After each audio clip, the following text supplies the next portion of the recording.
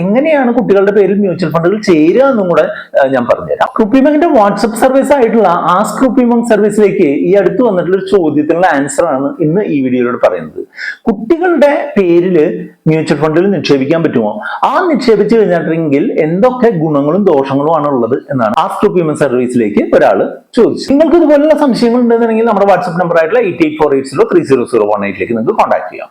കുട്ടികളുടെ പേരിൽ നിക്ഷേപിക്കാൻ പറ്റുമോ എന്ന് ചോദിച്ചു കഴിഞ്ഞിട്ടുണ്ടെങ്കിൽ ഏത് നിക്ഷേപത്തിന്റെയും പോലെ മ്യൂച്വൽ ഫണ്ടുകളിലും നിങ്ങൾക്ക് കുട്ടികളുടെ പേരിലോ കുട്ടികൾക്ക് വേണ്ടിയോ നിക്ഷേപിക്കാനായിട്ട് പറ്റും. കുട്ടികളുടെ പേരിൽ നിക്ഷേപിക്കുക എന്ന് പറഞ്ഞിട്ടുണ്ടെങ്കിൽ 18 വയസ്സാകുന്നത് വരെ കുട്ടികളുടെ പേരിൽ നമുക്ക് നിക്ഷേപിച്ചു കൊണ്ട് പോവാം. പക്ഷെ ഒരു കൃത്യമായിട്ടുള്ള ഗാർഡിയനും അല്ലെങ്കിൽ പാരന്റിന്റെയോ കൃത്യമായിട്ടുള്ള ഒരു KYCയും കൂടെ അതിന് ചെയ്യേണ്ടതായിട്ട് വരും എന്നുള്ളതാണ്. അല്ലെങ്കിൽ കുട്ടികളുടെ പേരിൽ നമ്മൾ ഗാർഡിയൻ അല്ലെങ്കിൽ പാരന്റ് ഇൻവെസ്റ്റ് ചെയ്യുന്ന രീതിയും നിലവിലുണ്ട്. രണ്ട് രീതിയിൽ നമുക്ക് ചെയ്യാം. അപ്പോഴും നമ്മൾ കുട്ടികളുടെ പേരിൽ ചെയ്യുമ്പോൾ അത് 18 വയസ്സ് വരെ ആ കുട്ടികളുടെ പേരിൽ ആയിരിക്കില്ല ആ ഇൻവെസ്റ്റ്മെന്റിന്റെ ബാക്കി എല്ലാവിധ ഗുണങ്ങളും ദോഷങ്ങളും ഉണ്ടാവുക. അതായത് ഇപ്പോൾ ആ ഇൻവെസ്റ്റ്മെന്റിൽ നിന്ന് നമുക്ക് എന്തെങ്കിലും ലാഭം കിട്ടിക്കഴിഞ്ഞാൽ ആ ലാഭം ആ കുട്ടിയുടെ ഗാർഡിയനോ പാരന്റോ ആയിട്ടുള്ള ആൾ ആരാണോ അതിൽ മാർക്ക് ചെയ്തിട്ടുള്ളത് അദ്ദേഹത്തിന്റെ ഇൻകവുമായിട്ട് കൂട്ടിച്ചേർത്തുകൊണ്ടാണ് അത് കൺസിഡർ ചെയ്യുക. അതേപോലെ തന്നെ 18 വയസ്സും കഴിഞ്ഞിട്ടുണ്ടെന്നുണ്ടെങ്കിൽ ഇത് കുട്ടിയുടെ സ്വന്തം സമ്പത്തായിട്ട് കൺസിഡർ ചെയ്യുകയും ചെയ്യും. അപ്പൊ ഇതിന്റെ ഗുണങ്ങൾ എന്തൊക്കെയാണെന്ന് വെച്ചാൽ നമ്മൾക്ക് കുട്ടികളുടെ ഒരു ആവശ്യത്തിനായിട്ട് കൃത്യമായിട്ട് ഒരു നിശ്ചിത തുക നിശ്ചിത കാലത്തേക്ക് നിക്ഷേപിച്ച് വെക്കാനുള്ള ഒരു ഓപ്ഷൻ കിട്ടുന്നു എന്നുള്ളതാണ്. അതേപോലെ തന്നെ അങ്ങനെ ഒരു ഇൻവെസ്റ്റ്മെന്റ് നമ്മൾ നടത്തുകയാണ് എന്നുണ്ടെങ്കിൽ നമ്മൾക്ക് കുട്ടികളുടെ ആ ഒരു കാര്യമാണ് എന്നുള്ളത് കൊണ്ട് തന്നെ നമ്മൾ ആ ഗോള് അച്ചീവ് ചെയ്യാനുള്ള ഒരു ഡ്രൈവ് കൂടുതൽ ഉണ്ടാവും. അല്ലെങ്കിൽ നമുക്ക് ആ ഒരു ഇൻട്രസ്റ്റ് കൂടുതൽ സമയം നിലനിർത്താനുള്ള സാധ്യതയുണ്ട് എന്നുള്ളതാണ്. അതേപോലെ തന്നെ കുട്ടികൾ ഈ കാര്യങ്ങൾ അവരെയും കൂടെ പറഞ്ഞ് മനസ്സിലാക്കുകയാണ്. നിങ്ങളുടെ പേരിലാണ്, നിങ്ങളുടെ ഇന്ന കാര്യത്തിനായിട്ട് ഇന്നത് നിക്ഷേപിക്കുകയാണെന്ന് പറഞ്ഞിട്ടുണ്ടെങ്കിൽ ചെറിയ പ്രായത്തിൽ തന്നെ കുട്ടികൾ ആ കാര്യങ്ങൾ മനസ്സിലാക്കാനും കുറെ കൂടെ ഇൻവെസ്റ്റ്മെന്റിനെയും സേവിങ്സിനെയും കൃത്യമായിട്ടുള്ള ഇൻവെസ്റ്റ്മെന്റ് രീതികളെയും ഒക്കെ പറ്റി മനസ്സിലാക്കാനുള്ള സാധ്യത താരതമ്യേന കൂടുതലാണ് എന്നുള്ളത്. മറ്റൊരു പ്രധാനപ്പെട്ട കാര്യം എന്ന് പറഞ്ഞിട്ടുണ്ടെങ്കിൽ ഇപ്പൊ 18 വയസ്സായിട്ട് ഉള്ള ഒരു കുട്ടിയാണ്.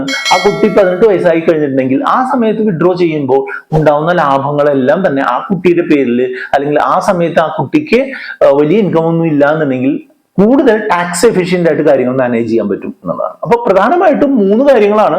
ഒന്ന്, ആ ഒരു കാര്യത്തിന് നമ്മൾ ചെയ്യുന്നു എന്നുള്ളത് കൊണ്ട്, കുട്ടിയുടെ ഒരു കാര്യത്തിന് നമ്മൾ ചെയ്യുന്നു എന്നുള്ളത് കൊണ്ട് കൂടുതൽ എഫക്റ്റീവായിട്ട് ചെയ്യുന്നതിനുള്ള സാധ്യതകളുണ്ട്.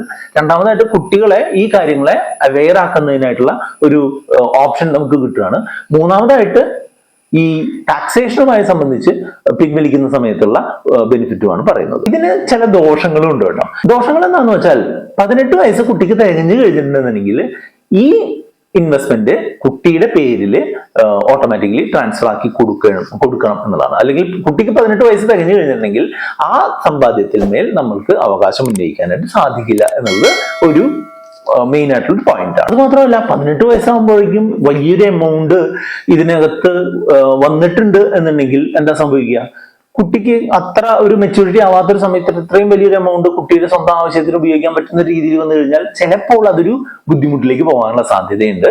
അപ്പോൾ അങ്ങനെ 2 പ്രശ്നങ്ങൾ നിലവിലുണ്ട്. അത് മാത്രമല്ല 18 വയസ്സിന് മുൻപ് ഉണ്ടാകുന്ന എല്ലാ ടാക്സ് സംബന്ധിയായിട്ടുള്ള പ്രശ്നങ്ങളും ഈ ഗാർഡിയന്റെ മേലിൽ അല്ലെങ്കിൽ അതുമായിട്ട് അഡീഷണൽ ആയിട്ട് വരുന്ന ഇൻകങ്ങളെല്ലാം ഈ ഗാർഡിയന്റെ ടാക്സുമായിട്ട് ബന്ധപ്പെട്ട് വരുന്നതായിരിക്കും എന്നുള്ളതും കൂടിയാണ് ഇതിന്റെ കാര്യം.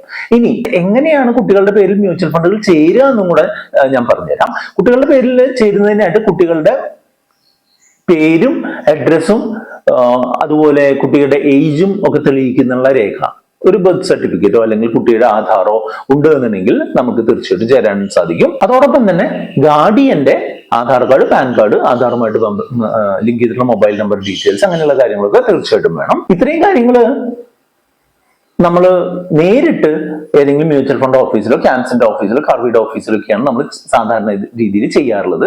ഓൺലൈനായിട്ട് കുട്ടികൾക്ക് അക്കൗണ്ടുകൾ ഓപ്പൺ ചെയ്യാനുള്ള ഒരു സംവിധാനത്തിനെ പറ്റിയിട്ട് എനിക്ക് അറിഞ്ഞുകൂടാ. നിങ്ങൾക്ക് ആർക്കെങ്കിലും അറിയാമെന്നുണ്ടെങ്കിൽ ഒന്ന് കമന്റ് ചെയ്യുക. മറ്റൊരു കാര്യം എന്താ വെച്ചാൽ നമ്മൾക്ക് സ്വന്തമായിട്ട് ഒരു മ്യൂച്വൽ ഫണ്ട് കമ്പനിയിൽ അക്കൗണ്ട് ഉണ്ട് എന്നുണ്ടെങ്കിൽ നമ്മളുടെ മക്കൾക്ക് ചേർക്കുന്നതിനായിട്ട് അവരുടെ ബർത്ത് സർട്ടിഫിക്കറ്റും ഡീറ്റെയിൽസ് മാത്രം മതി. നമ്മളുടെ ഡീറ്റെയിൽസ് ഓൾറെഡി അവിടെ KYC ചെയ്തിട്ടുള്ളതായതുകൊണ്ട് അത് കണ്ടുപിടിക്കാനും അതുമായിട്ട് ക്രോസ് ചെയ്യാനും ബുദ്ധിമുട്ടുണ്ടാവില്ല.